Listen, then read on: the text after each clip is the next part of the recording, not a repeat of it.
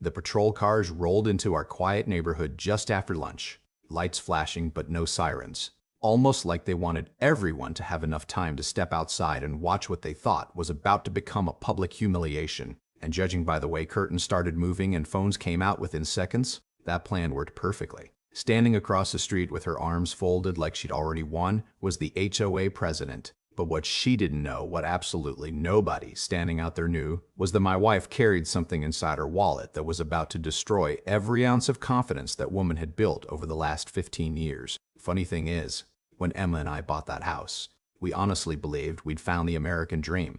We'd spent nearly 6 years saving every extra dollar, skipping vacations, driving old cars that probably should have been retired long before we finally signed those closing papers. Emma had just returned from an overseas deployment only 4 days before we moved in, and while everyone else was celebrating holidays and birthdays over the last couple of years, she'd been sleeping in tents, eating military rations, and missing everything that most families take for granted. So when we finally carried the last moving box through our front door, we weren't looking for luxury. We were looking for peace. The neighborhood looked perfect. Tree-lined streets, clean sidewalks, kids riding bicycles, neighbors waving from their porches, exactly the kind of place where you imagine growing old without ever having to think twice about what's happening next door. Of course, appearances have a funny way of lying. We hadn't even unpacked half the kitchen before people started mentioning one particular name, always with that strange smile people use when they're warning you without wanting to sound negative. "You'll meet Linda soon enough," one neighbor laughed nervously. Another just shook his head and said, "Don't get on her bad side." I figured they were exaggerating. Every neighborhood has someone who's a little overbearing, right? Somebody obsessed with lawn height or mailbox colors. I grew up around people like that. They're annoying, but harmless. At least that's what I thought until 7 o'clock the next morning when someone pounded on our front door like the house was on fire. I opened it half awake, still holding my coffee, and there she stood, perfectly dressed, clipboard tucked under one arm, sunglasses hiding half her face even though the sun had barely cleared the trees. She didn't introduce herself, didn't say good morning, didn't even pretend to smile. She leaned slightly forward, looked past me into the house, spotted Emma carrying another moving box toward the hallway, then pointed directly at her. "Your guest has 24 hours to leave." I actually laughed because I thought she was joking. "Guest?" I asked. "That's my wife." She didn't react, not even a boink. "According to the property records," she said flatly, tapping her clipboard. "You're the only registered owner. She isn't listed. Unauthorized occupants violate HOA residency policies."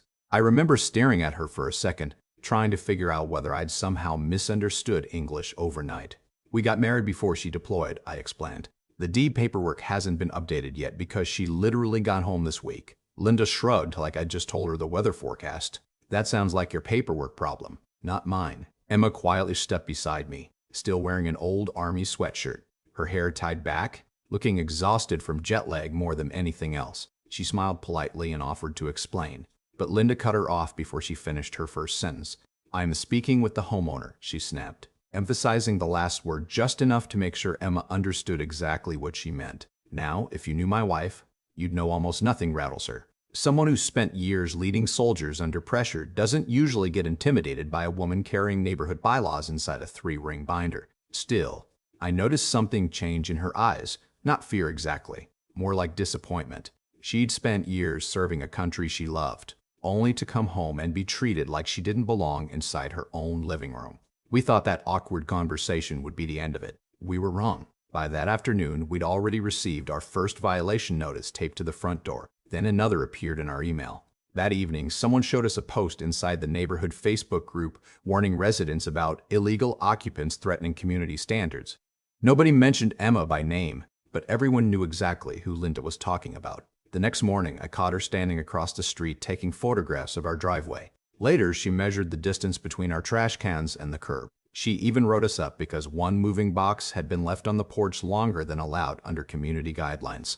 Every single complaint somehow circled back to the same demand: Emma needed to leave. It wasn't about paperwork anymore. It wasn't even about HOA rules. It felt personal, like she'd already decided who belonged in her neighborhood and who didn't. Friends told me to ignore her. Others suggested hiring an attorney immediately. I was ready to confront her publicly, maybe embarrass her the same way she seemed determined to embarrass us. But Emma stopped me every single time. People eventually show you exactly who they are, she whispered one evening while folding uniforms she'd barely had time to unpack. Sometimes the smartest thing you can do is let them keep talking.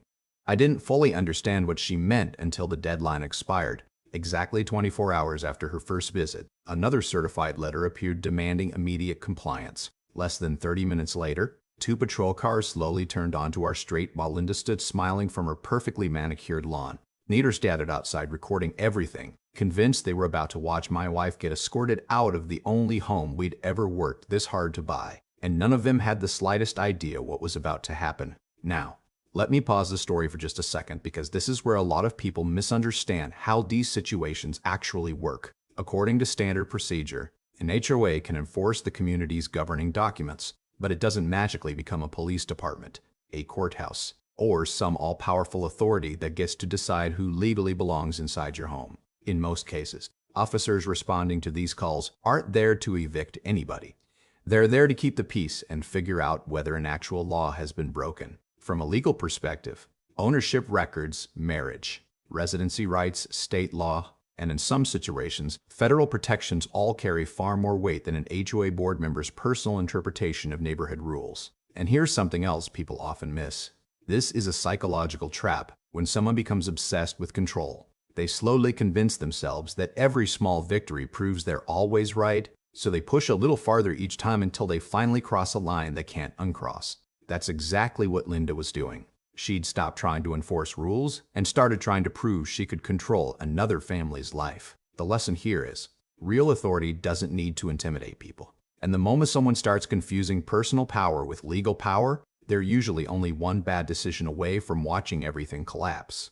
The problem for Linda was, that bad decision had already been made. She just didn't realize it yet. The moment the officers stepped out of their cruisers, the entire street went quiet in that strange way neighborhoods do when everyone wants to hear every single word without looking too obvious about it. Kids stopped riding their bikes, lawnmowers shut off. Even the guy washing his pickup leaned against the bed of the truck, pretending not to watch. Linda was already halfway across the street before the officers reached our walkway, holding a thick folder against her chest like she was presenting evidence in the trial of the century.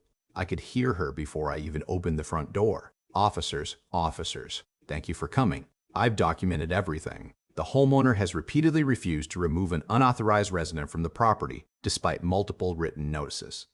She sounded confident, polished, almost rehearsed.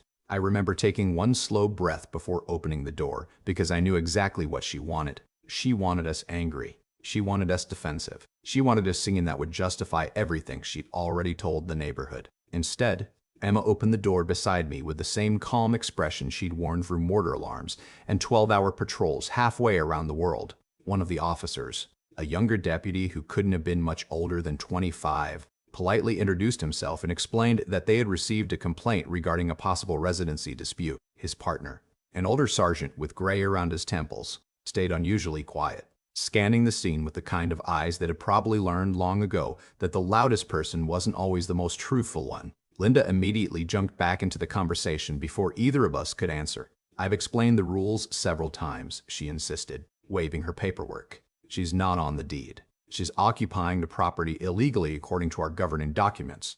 The younger deputy glanced toward us. Sir, ma'am, we'd just like to understand what's going on. I started explaining that Emma was my wife, that we'd married before her deployment, that we'd only recently moved in, and that the paperwork updating the property records was already being processed. Before I could finish, Linda interrupted again. That isn't the issue. The rules are very clear. The older sergeant finally spoke. Ma'am, he said evenly, I'll hear everyone's side. That single sentence visibly irritated her because, in her mind, there shouldn't have been another side. Emma gently placed a hand on my arm, stepped forward, and smiled politely at the officers. Would it be all right if I showed you something? She asked. The older sergeant nodded, without the slightest hint of drama.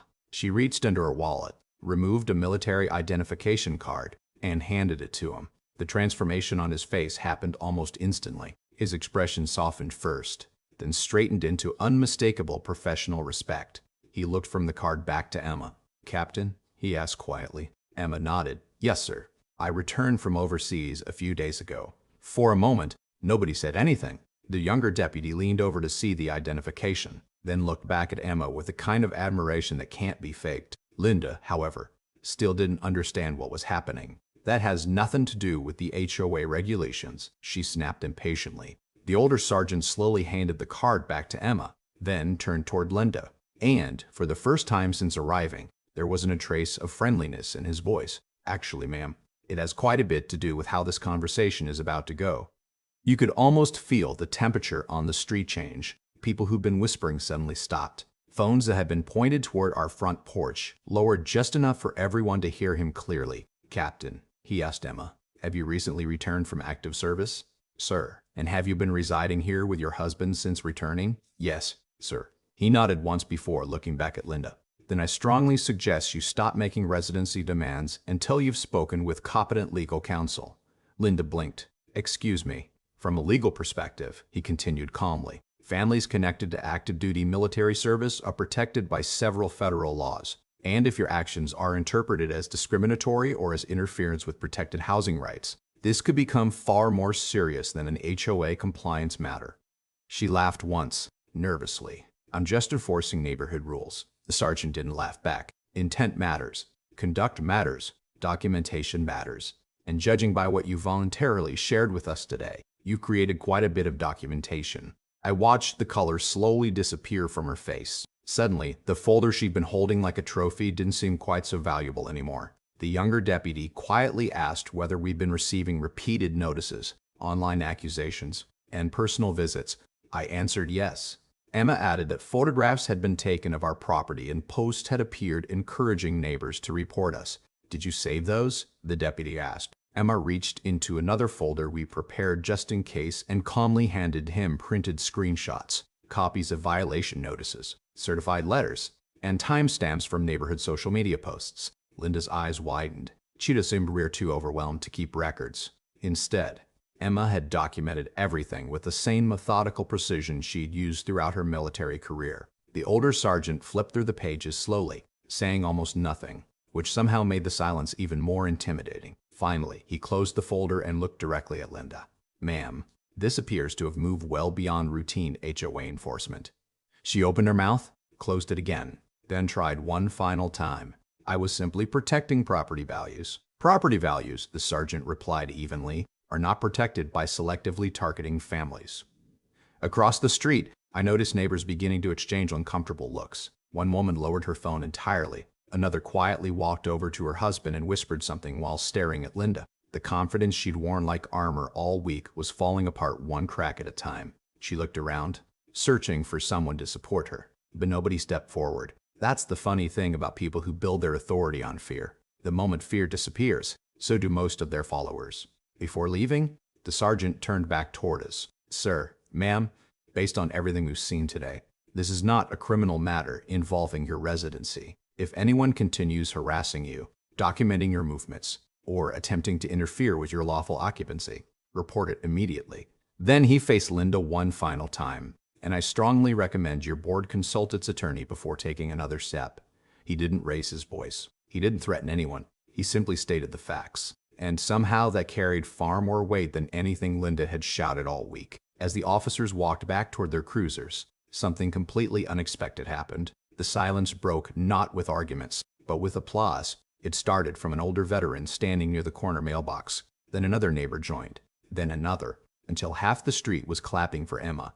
She looked embarrassed more than anything else, gave a small wave, and quietly thanked everyone before turning back toward the house. Linda didn't say another word. She gathered the papers she'd scattered while trying to defend herself, climbed into her SUV without making eye contact with anyone, and drove away. Within 48 hours, the neighborhood Facebook page was filled with apologies from people who admitted they'd believed only one side of the story. 3 days later, the HOA board announced an emergency meeting. By the end of that week, Linda had resigned as president, citing personal reasons, though everyone on the street already knew the real reason. A month later, our neighbors organized a welcome home barbecue for Emma, hanging American flags along the sidewalks, grilling burgers in the cul-de-sac, and laughing about how the very woman who'd tried to force a military officer out of her own home had accidentally united the entire neighborhood instead. Standing there that evening, watching children play while Emma smiled more genuinely than she had since returning home, I realize justice doesn't always arrive with shouting or courtroom drama. Sometimes it arrives wearing a patrol uniform, carrying nothing more than patience, professionalism, and a willingness to let the truth speak for itself. People sometimes ask me whether I ever felt tempted to get even after everything that happened, whether I wanted to sue immediately, demand a public apology, or spend the next year reminding everyone in the neighborhood how wrong they'd been. And the honest answer is, for about 5 minutes, absolutely. I'm just as human as anybody else. Watching someone try to erase your wife's dignity after she'd spent years serving her country leaves a mark that doesn't disappear overnight. But as the weeks passed, something interesting happened. The story stopped being about Linda. It started becoming about everyone else. Neighbors who had avoided eye contact knocked on our door carrying homemade pies, offering apologies that were awkward but sincere. One retired couple admitted they'd believed every post in the HOA Facebook group because they assumed nobody in a leadership position would ever twist the truth. A young family told us they'd been too afraid to speak up because they'd watched Linda bully other homeowners for years over things as ridiculous as flower colors, basketball hoops, and mailbox decorations. That's when I realized fear doesn't always look dramatic. Sometimes it looks like perfectly decent people staying silent because silence feels safer than becoming the next target. Emma understood that long before I did. One evening, while we were sitting on the back porch watching the sun disappear behind the trees, I asked her why she'd stayed so calm through all of it. She smiled, took a sip of coffee, and said something I'll probably remember for the rest of my life. "You don't defeat people like that by becoming another version of them," she said. "You let them keep pulling on the rope until they realize they're the only one making the knot tighter." Looking back now, I think that's exactly what happened. Linda wasn't defeated by us. She was defeated by her own need to control something that was never hers to control. Every extra letter she mailed, every photograph she took, every online post she wrote, she believed she was building a stronger case. Instead, she was building a timeline of her own behavior. According to standard procedure, documentation exists to establish facts, not feelings. And facts have a stubborn habit of surviving long after emotions burn themselves out. That's why I always tell friends dealing with difficult HOAs or difficult people in general, keep records, stay respectful, and don't let someone else's bad decisions trick you into making your own. It isn't nearly as satisfying in the moment as yelling across the street, but it works a whole lot better when the dust finally settles. From a legal perspective, every neighborhood association has an important purpose. Good HOA boards protect common property, maintain shared spaces, and help preserve communities that families are proud to call home. The problem begins when individuals confuse leadership with ownership or authority with superiority. Rules are supposed to create consistency, not personal kingdoms. The moment enforcement becomes selective, emotional, or driven by ego instead of fairness, trust begins disappearing faster than anyone notices. And once neighbors stop trusting the people making decisions, even reasonable rules become harder to respect. This is a psychological trap that shows up everywhere, not just inside HOAs. Give someone unchecked authority for long enough. Surround them with people who rarely challenge them, and eventually they may begin believing they are the rules instead of simply enforcing them. History is full of examples. Workplaces are full of examples. Families are full of examples. And neighborhoods certainly aren't immune. That's why healthy communities depend just as much on accountability as they do on leadership. One without the other eventually creates resentment. The lesson here is surprisingly simple. Respect is earned through fairness, never through intimidation. Real leaders don't need to remind everyone they're in charge, because their actions speak loudly enough on their own. And real strength, the kind Emma showed that afternoon, isn't measured by how quickly you can win an argument. It's measured by your ability to stay steady while someone else completely loses theirs. Even today, months later, every time I pull into our driveway, I remember those patrol cars parked out front and how convinced I was that our lives were about to become a nightmare. Instead, that afternoon became the moment we discovered what kind of neighbors we truly had, who stood for fairness when it actually mattered, and why truth has a funny way of arriving right on time, even when it feels painfully late. So now, I'd like to hear from you. If someone in your neighborhood tried to use their position to push your family around, would you stay as calm as Emma did? Or do you think you would have handled it differently? Have you ever dealt with an HOA board, landlord, or community leader who confuse rules with personal power? Share your experience down in the comments, because chances are someone reading your story might learn something that helps them to their own situation. And if you enjoy real stories about justice, community, and ordinary people standing their ground without losing their integrity, Make sure you subscribe and join us for the next one, because sometimes the biggest victories don't happen when someone finally speaks the loudest. They happen when the truth quietly refuses to move.